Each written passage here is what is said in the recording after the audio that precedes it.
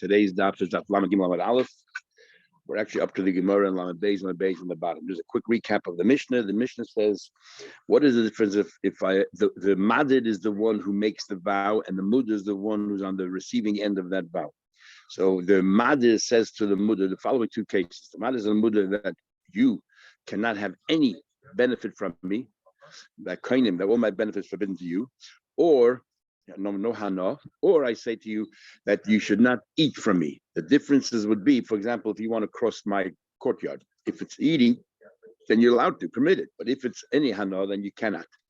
Same thing is, what about utensils that have nothing to do with food? Again, hana is forbidden, but if it's Michael, it's permitted. Then we said, when it comes to Michael, it doesn't only mean Michael, but what about implements that assist you in eating? For example, your oven, or a sieve, and so on and so forth. I'm not allowed to lend to you, even if it's for food. But a hammer, for sure, I could. Says the Gemara, Mantana, who's the author of our Mishnah that holds that even a very nominal hana, for example, just crossing your courtyard, is also considered hana and forbidden. Omar Rabbi Abba, Rabbi Lezer, he said Rabbi Lezer. The Tanya we learned, Rabbi Lezer says, Afilu vitur asa b'mudra hana. Vitur means a case where you forego something which is there's nobody really interested in buying it. It's a distressed seller and he's trying to sell it. So in this case, we learned a few days ago that the main hana, the primary beneficiary of that, is the seller. And the seller then gives you, after he measures whatever the amount is, he gives you a few extra ones. It's a nominal amount. According to Chachamim, that's not a problem here at all. Even though you said you don't have any benefit from him, that's not really called benefit. The Lekeach is not really benefiting at all. But according to Rabbi Lezer, that nominal benefit is also a benefit. And he's the author of our Mishnah. Says the Gemara first, it says that if I said you shouldn't eat the way we're taking the Gemara, not in the Mishnah, the Gemara is understanding the Mishnah literally, that you should not eat from me. And then it says you shouldn't even offer and lend him a sieve. Says the Gemara, why? I mean, Michael know that all I said was you should eat from me. I mean, I won't give you food, but a sieve, why shouldn't I lend you a sieve? He said the Mishnah means hanas ma'achol cholai. You shouldn't have not only eating from me, but you shouldn't have any pleasure from the eating from me. Says the Gemara, even so, pleasure from eating is not a sieve. Pleasure from eating would mean, like we look at Psachim, that on Pesach you shouldn't take a piece of wheat if you have an open cut to place it on your cut because it accelerates the curing process. And don't do it on Pesach because it turns into chametz. So that's called having hana from food. You're not eating the food, but you're taking the food and having hana. That's what the Mishnah means according to the Shlakish. Maybe what it means is you shouldn't chew wheat, and place it on your wound. So why can't you lend them a sieve? Amar Rav says our Mishnah is talking about, but you said hana, any hana that supports your eating. Any hana that supports eating is forbidden. So therefore you can't let them a sieve because that supports eating. A lie is forbidden. Of me, it's forbidden. Amar Papa says, so what about that includes in a sack? Let's say a bag, lohavi peiris, to transport the peiris, right? It's not actually changing the fruits in any particular way because the sieve and all that is actually directly affecting the food. It's not affecting the food, it's just enabling you to eat the food. The fact is, it's a hana that supports the food, that's forbidden. Or a chamoy lohavi peiris, or a donkey to transport the fruits. Even a basket, all it is for storage. It's supporting the food, it's forbidden. Consider hana that brings you to eating. Boy, Papa has a question. What about where it doesn't directly affect the food? It doesn't directly support the food. It supports me to enjoy the food. For example, sus lirkavalov. There's a party going on, and I want to borrow your horse so I can get to that party. So it's enabling me to eat. I'm having a nut of food, but it's not directly dealing with the food. It's dealing with me. That's like a step away. Is that included in that Isser prohibition or not? Or tabas later osboy. Interesting. When you go to a party, it used to be, hopefully not today anymore, it used to be that there were different groups, different segments of population, and if you were considered from the lower class people, you got the seconds, the thirds, small portions, but if you were the first class of people, or you were the eminent people, the wealthy people, they would put you on the dais, they put you up front, they would give you much larger portions, you'd be the first ones to line up in the buffet. So this person here borrowing fancy clothes so that he can look more important, that they should give him better food. So it's a hana that brings you to food, but it's to do with the person. And according to some Rishonim, the horse is the same thing. The reason why you want the horse is to make you look more affluent, from the highest echelons of society, and maybe they'll treat you better and give you better food. Again, it gives you benefit of the food, but it's not dealing with the food, it's dealing with you. What's it in? Or mifzik mezel I want to cross your house because it's a lot shorter and I'm getting therefore pleasure here. It's a big shortcut. Otherwise, I'll go all around, circumvent your property and all the properties around. What's it in then? So doesn't there, and therefore I can go to a party much quicker. So again, it's enabling me to have hana from food, but it's not directly dealing with the food itself. Toshma, coming here.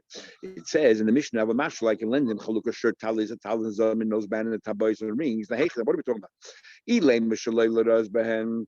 If we're talking about not because you want to be seen, just stam. I'm lending you a talus. I'm lending you a hammer.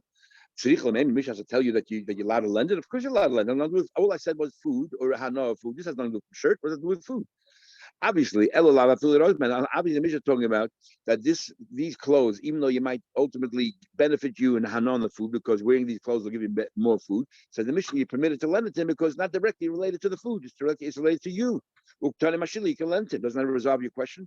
Says you want to know. It's no proof one way or another. No, we're talking about a case has nothing to do with pleasure of food. So obviously you're permitted to lend him. So why does Mishnah say that? Why does Mishnah tell you that you can? But I did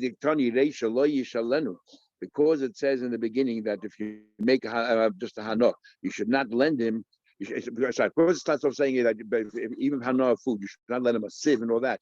So therefore, it gives you the flip side, and these you could. So on a sefer mashil, even though there's no real chiddush. So we have no resolution to this question. Next one, continuation. Well, what about the nefesh? What about things that have nothing to do with food, a hammer and all that? But the makom shemaskin, if it's a region that normally people don't borrow hammers, they pay you, they rent you, they pay you a rent. So therefore, if you are going to lend me that hammer, I save myself $5. That's what I want to pay for rent. And now these $5 I can use to buy food. So this directly affects food. Then that's us. Because if you save me, you told me that you shouldn't have any enough for you regarding food. This gives me enough for food because the money that I saved, we're not paying you the rent. I borrowed it because I couldn't borrow anywhere else. Everybody else would rent it to me. So I saved myself a few dollars and I could buy now food. That's called hana relating to food. Says you want to McLeod Reisha. It seems from here in the Reisha, in the first part where I just said, hana of food or that. When it says you shouldn't lend these things, it's talking about even if, let's say, you shouldn't lend a sieve, even though you're not doing me a big favor by lending me a sieve because everybody lends sieve. So you don't want to lend me, I'll go somewhere else. So the hana that I'm getting from you is minimal because if you said don't have any hana of me regarding food. So the Mishnah says don't lend them a sieve.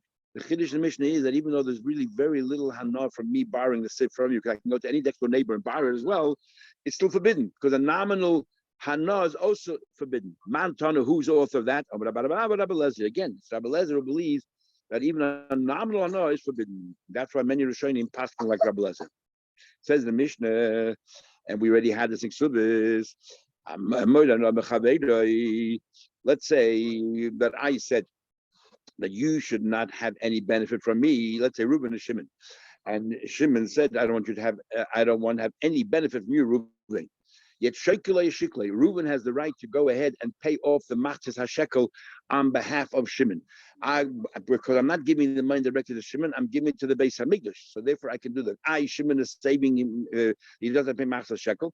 So it's a big machlekes Rishonim here. We had a machlekes in Ksubas as well. A machlekes Rishonim as to what according to Rashi over there, that because the din is that even if you don't end up paying the machzis hashekel, you're still included in all the kabbanas. So therefore, what am I doing? I'm paying off your machzis shekel. I'm not really benefiting at all. Other Rishonim say it's talking about a case where you separate the machzis shekel, but it got lost. So technically, you don't have to replace it. But if it would be a nice thing you do, but you don't have to. And I'm paying off the machzis shekel again because they cannot demand it from you. I'm not really giving you any hana. Same thing is a poretz chayva. I can pay off your loans. Because I'm not giving the money to you directly. I'm giving it to a lender, and now he won't go to you. You are benefiting. Otherwise, you have to pay your loans. So you might will talk about it soon. And I can also return to you a lost object because it's your thing that I'm returning to you. So therefore, even though you said you don't have any benefit from me, you're not benefiting. I'm giving you back your thing, and therefore it's no problem. As the Gemara will discuss later. But if it's a region that for returning a lost object took me time and effort, so therefore you have to compensate me for it, and you give me money, then tipul anala hegdish. Now I cannot take the money from you. Because I could take the money from you because Reuben never said he won't have enough for Shimon. Shimon said he won't have enough for Reuben. But Reuben's a rich man; he doesn't want the money. So if he doesn't want the money goes back to Shimon. But now Shimon is having a benefit from Reuben. It's tipla nola hegdish. The money goes into hegdish. Says the Gemara. Let's understand this. Alma. We see from here. This is a sugi more babakam. We also had it in Ksubis. Avruche ari ba'almahu. This is just chasing away a lion. And if I go ahead and chase away lions from your flock, you don't have to pay me for it because I didn't give you anything directly. I just chased away lions. The shari is permitted. And therefore, same over here. I can over here chase away the lions, and as we'll see in a minute, the Gemara. And therefore, what's the story? What's the case over there? Gemara says that this is that we had an argument. Remember, the last painting has been Chanan and Bnei Kohanim Gedolim. Says you want a Mantana, Amar Rabbi Hoshe said, do Divrei. This is the view of Chanan. This is the view of Chanan. And Chanan says that what happened? The husband went overseas. And his wife and this person decided to provide for this person's wife. And then when the husband came back, he comes to the husband and said, "Pay me up." And the husband said, "Nope, I'm not paying you a cent. You didn't give me any money. My wife could have worked for herself, earned herself. I'm not paying you anything." So Chanan says that hiniach as if you put your money on the horn of it there, that you didn't give anything to the husband, so therefore you cannot collect from the husband. And the Chacham say, yes, you do. You took care of his responsibility to your wife, so therefore you have to compensate him. So according to Chanan, because I didn't give the money directly to you, I gave it, to your wife, that's you. Therefore, you don't owe it to me. I gave it to the lender. Therefore, you didn't bet for me. All I'm doing, I'm chasing away a lie. Says the Gemara.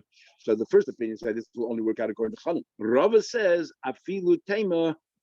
Rava says it'll work according to everybody. Why? Because talking about even the Rabbanan who say that you have to compensate the person who paid out for your wife. Over here is different. We're talking about a special case. What kind of case is that? Strange as it may sound.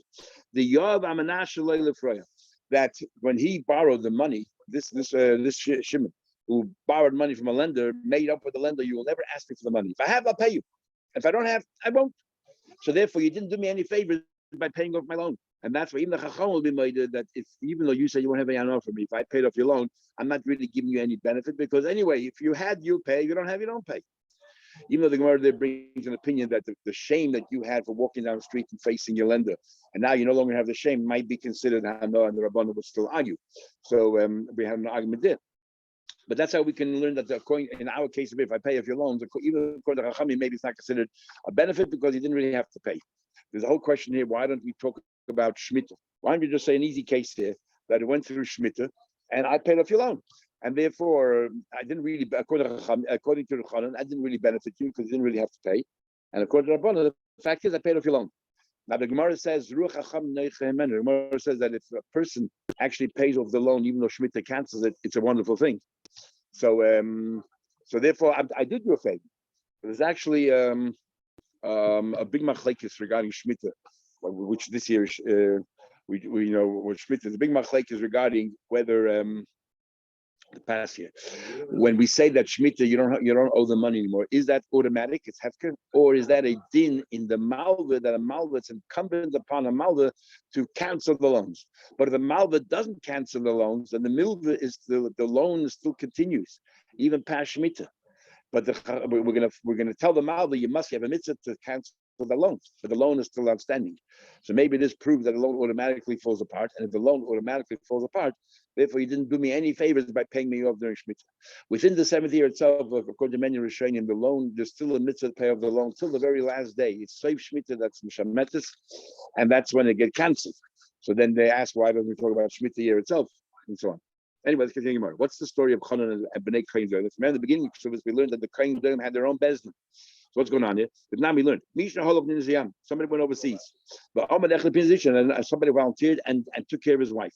He didn't give anything to the husband. Therefore, you lost all your money and it's gone. And the children argued and they said, Yeshava, let him swear how much he spent, and he can collect. Is part of that Mishnah there. We think the Chachamim are right that the husband has to pay back this lender, this person who paid out to his wife. Chanan is right. He places money on the horn of a deer who runs very quickly. You'll never catch up to it. Same thing here. You didn't give the money directly to the husband. He didn't ask you to do it. You didn't. What you could have said is, I'm to the wife, I'm lending the money to you. And if you were to say clearly, I'm lending the money, not that I'm doing it on behalf of your husband, I'm lending the money to you. Then the wife has to pay back. And the wife then could turn to the husband and say that since there's money, you have to pay back because it's a loan to me for the food. and then he could let the husband in. But that's not what happened. So you want further?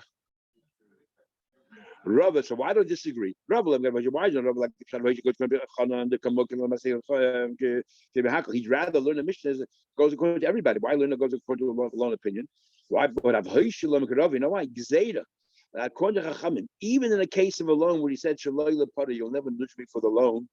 It's still Chachamim say it's still considered as if you are paying. You're giving him a benefit. Mishum lepara. Because we are guys, if we allow him to pay off the loans, he said, I don't have any benefit. If I allow him to pay off the loans where the lender said, I won't nudge you, then next time he'll pay off the loans where the lender will nudge him, and that's definitely forbidden. Very odd case where a lender lends money and he says, I'll never ask you for the money. Unless it's like for a poor person, in the lender's mind, if it's tzedakah, if he can't afford it, it'll be tzedakah. If he could, let him pay me back. Now, the next case in the Mishnah is going to be a little bit convoluted. The Mishnah says that even though Shimon said, I will have no benefit from Reuven whatsoever, yet Reuven can return the Aved of the lost object to Shimon because he's doing a mitzvah. Says the Gemara, please, but Rabbi Amid Abasi is an argument of Amid Abasi. Very interesting argument between Rabbi Amid Abasi.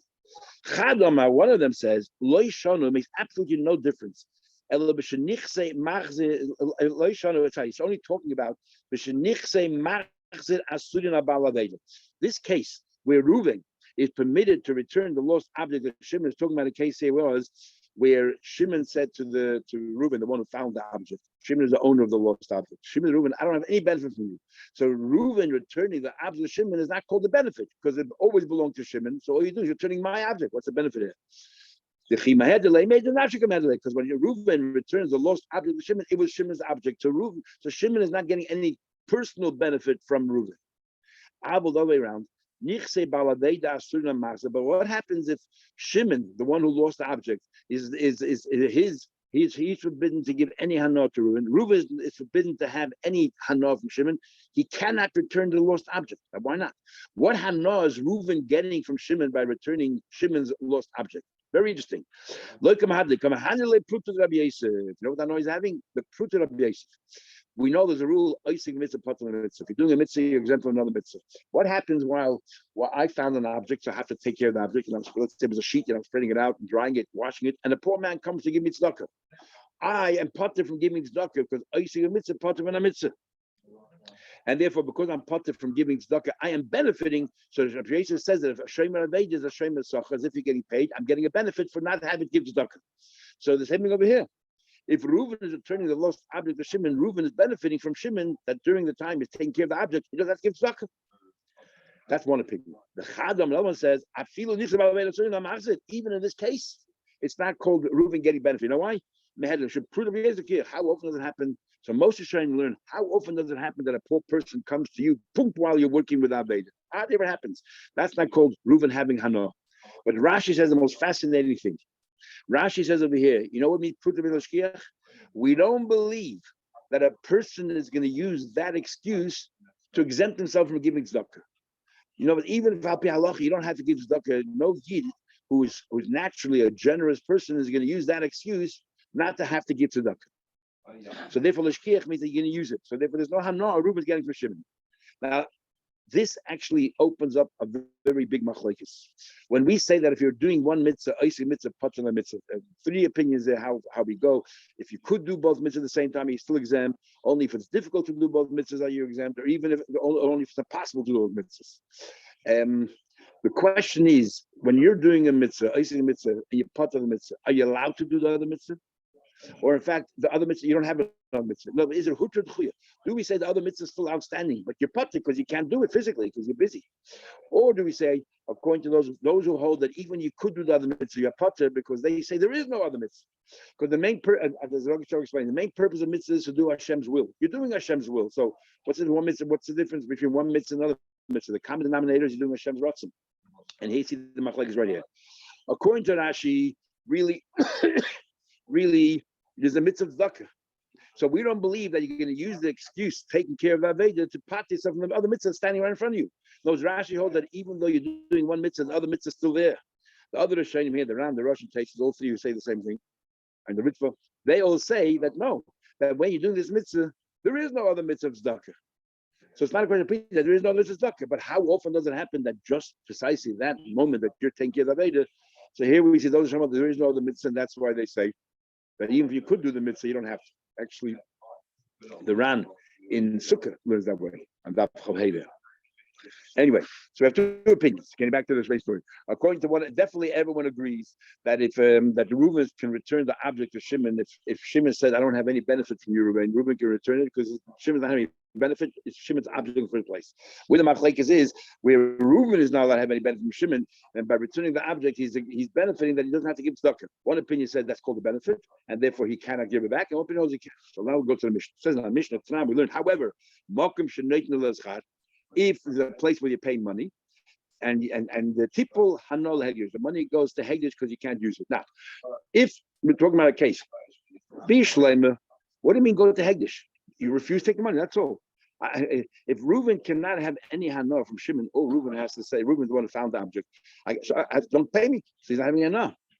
But yet we're saying the money has to go to hegdish, as if to say, but Shimon cannot take the money back. Because Shimon said to Reuben, I don't have any love from you. The Gemara says, according to what it says, the one who says that what in both cases he can return it. The one who holds that Reuben can return it to Shimon, return the object, even if Reuben says, if Reuben does not have any benefit from Shimon, Reuben found the object, he can give back to Shimon, could stuck, hardly ever happens, or he's not going to use that as an excuse. Now we understand the Mishnah. Here they're both answer to each other. So Shimon normally would pay the finder's fee. The finder cannot take the money because Shimon is answer to him, and he cannot. Therefore, he says take the money back, but he can't do that either because Shimon cannot benefit from Reuben. Reuben cannot benefit from Shimon. Shimon cannot benefit from Reuben, and therefore there's money there. What do we do with that money? So you have to give it to Hegdish. The one that says, if in the case where Reuben is not allowed to have any benefit from Shimon, he cannot return it. He cannot return it. So my tip Allah Hegdish. So what happened over here? So if he cannot return it, then there is no then in the case where Reuben is having any benefit, there's no case over here at all whatsoever. He can, in the case where Reuben is having benefit, is not have benefit from Shimon. We're not talking about that case at all. So all we're talking about is where Shimon cannot have any benefit from Reuben. So Reuben can take the money.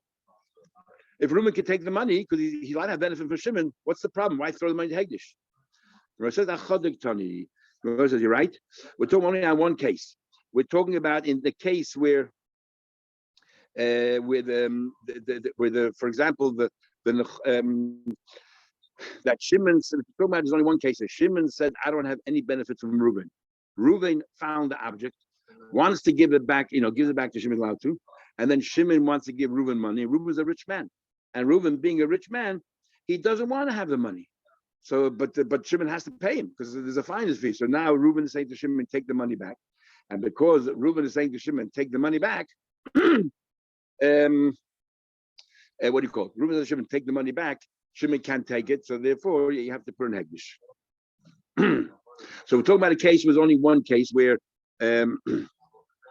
where Reuben is allowed to have Reuben. It can only be talking about a case where Shimon is forbidden to have any hanor from Reuben, and that's it.